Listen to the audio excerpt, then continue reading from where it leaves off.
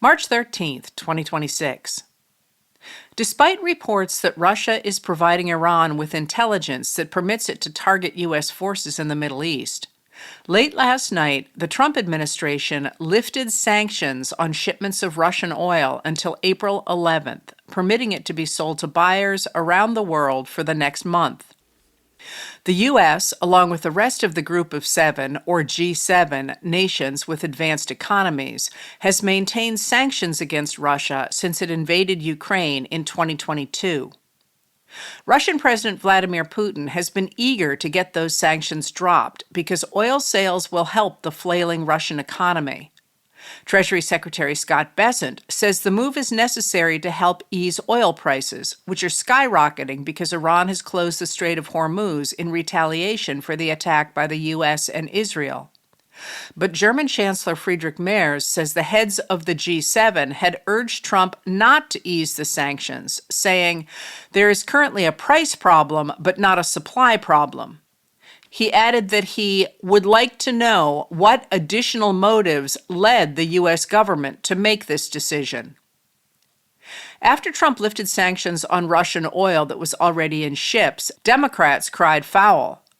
At a Senate Armed Services Committee meeting yesterday, Senator Angus King, an independent of Maine, said, "There is a clear winner in this war. The clear winner is Vladimir Putin and Russia.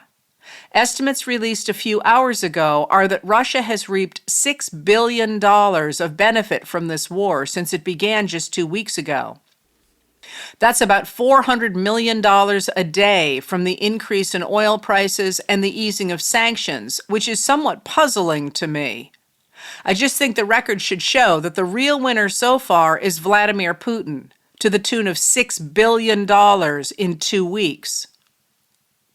Meanwhile, Kim Barker of the New York Times reports that, at the request of the United States, Ukraine has sent interceptor drones and a team of drone experts to Jordan to protect U.S. military bases there. "We reacted immediately," Ukraine President Volodymyr Zelensky told Barker. "I said, yes, of course we will send our experts."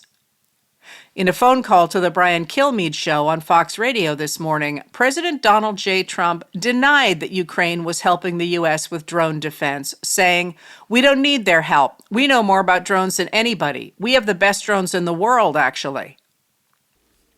6 American service members are dead after a military refueling plane crashed in Iraq. U.S. Central Command has not specified the circumstances of the crash beyond saying it was not due to hostile or friendly fire.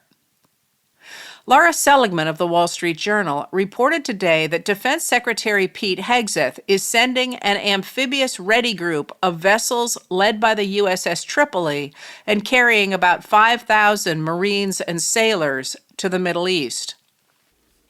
This morning, Trump, who famously got 5 deferments to avoid the military draft, posted a picture of himself standing by his parents in his schoolboy military uniform.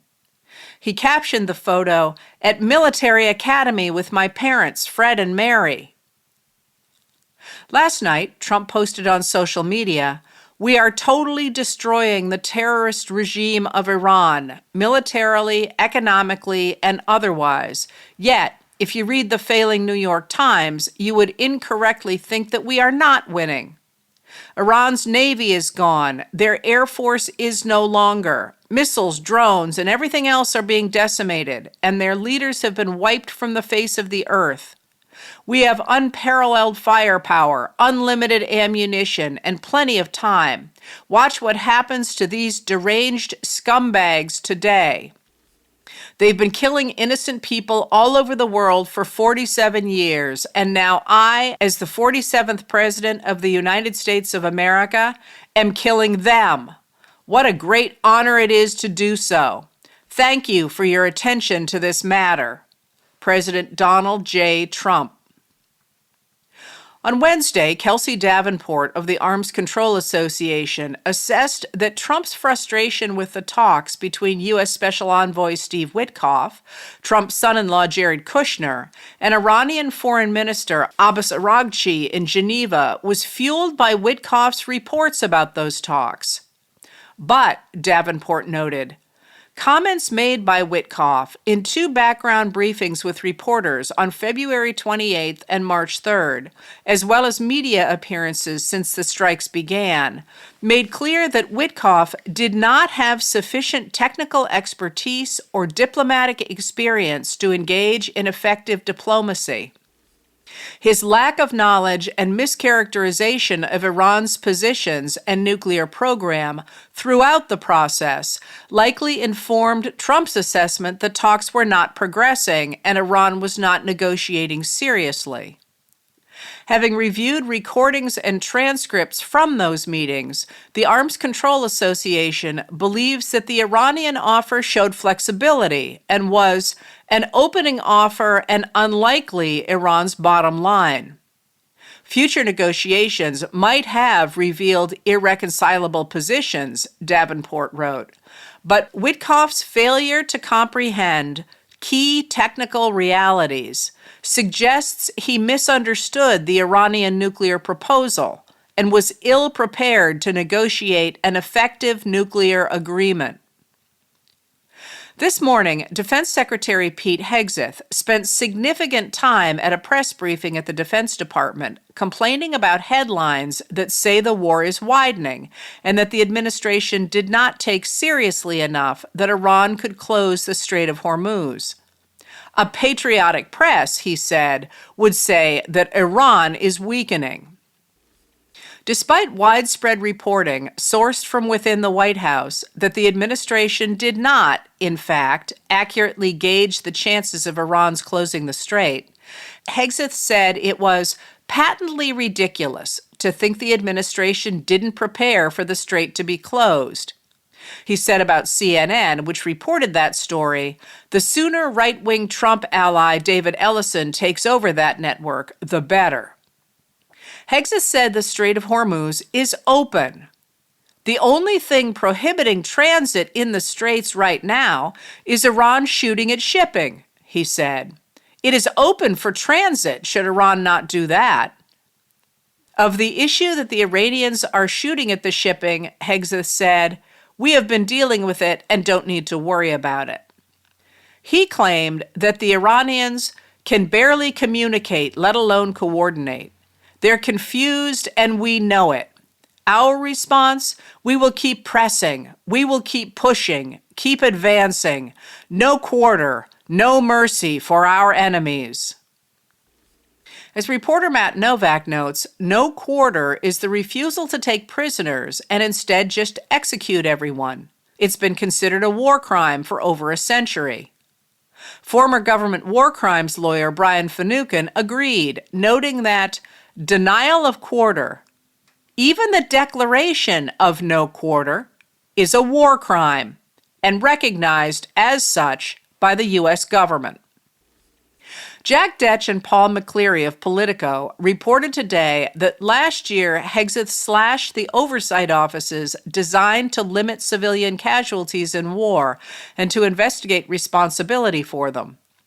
Over the warnings of top military officials, he cut the number of employees working in that field from 200 to fewer than 40. Hegseth has vowed not to be hampered by stupid rules of engagement. But as Wes Bryant, the Pentagon's former chief of civilian harm assessments, told the journalists, as it turns out, when you kill less civilians, you tend to be putting your resources toward killing the enemy.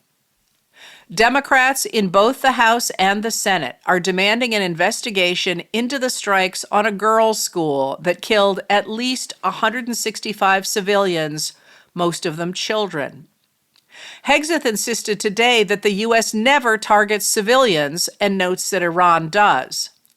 Observers note that the U.S. military has targeted at least 40 small boats in the Caribbean, killing at least 157 people it insists, without evidence, are narco-terrorists. War, in this context and in pursuit of peace, is necessary, Hegseth said, which is why each day, on bended knee, we continue to appeal to heaven, to Almighty God's providence to watch over and give special skill and confidence to our leaders and to our warriors. To those warriors who this nation prays for every single day, I hear from all of you out there who pray for them every day. Stay on bended knee and pray for them. I continue to say to them, Godspeed. May the Lord bless you and keep going. In today's phone call to the Brian Kilmeade Show, Trump suggested the war will not continue for long and said he will know it's over when I feel it, okay? Feel it in my bones.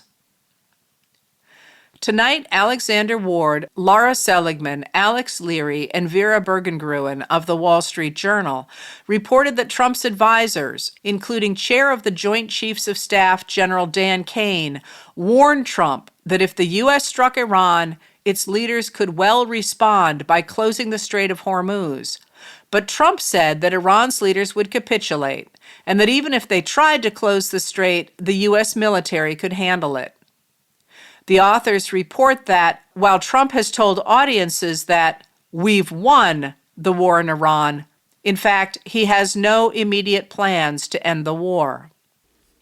Philip Gordon of the Brookings Institution, who was formerly a national security advisor to Kamala Harris and the White House coordinator for the Middle East under President Barack Obama, told Andrew Roth of The Guardian that previous administrations had spent much time gaming out war with Iran and foresaw exactly what is happening. Iran would attack its neighbors to try to spark a regional war and would close the Strait of Hormuz to hurt global trade and drive up oil prices. One of the reasons we did the nuclear deal and didn't try to change the regime is exactly what's happening, he said of the 2015 Joint Comprehensive Plan of Action, or JCPOA. Trump took the U.S. out of that treaty in 2018, undercutting it. Michael Rubin, a senior fellow at the center-right American Enterprise Institute, told Roth that while the military planning had been stellar, politically this is increasingly looking like a cluster. And the reason is that step one of any plan is to establish a goal. The targeting should be in pursuit of that goal. The United States has this backwards. We have the targeting, but we don't have a clear goal. And that lies not on the Pentagon planners, but on Donald Trump. White House officials are concerned enough about the unpopularity of the war that they are trying to change their messaging to convince the American people that the military is so powerful that it will eventually overcome Iran's ability to retaliate. Perhaps the clearest sign the administration is concerned about the Iran war is that Vance is distancing himself from it. A story by Diana Narazzi and Eli Stokels of Politico today claims that Vice President J.D. Vance was skeptical of the U.S. striking Iran in the lead-up to President Donald Trump's decision to launch the war. Sources told the journalists that Vance is skeptical, worried about success, and just opposes the war. And yet, Trump has also been threatening a takeover of Cuba, prompting Senate Democrats yesterday to file legislation to stop him from going to war against Cuba without congressional approval. Senator Tim Kaine, a Democrat of Virginia, said in a statement, "Only Congress has the power to declare war under the Constitution. But Trump operates with the belief that the U.S. military is a palace guard, ordering military action in the Caribbean, Venezuela, and Iran without Congress's authorization or any explanation for his actions to the American people. We shouldn't risk our sons and daughters' lives at the whims of any one person."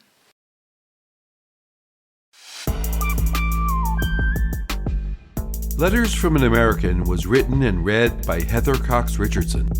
It was produced at Soundscape Productions, Dedham, Massachusetts. Recorded with music composed by Michael Moss.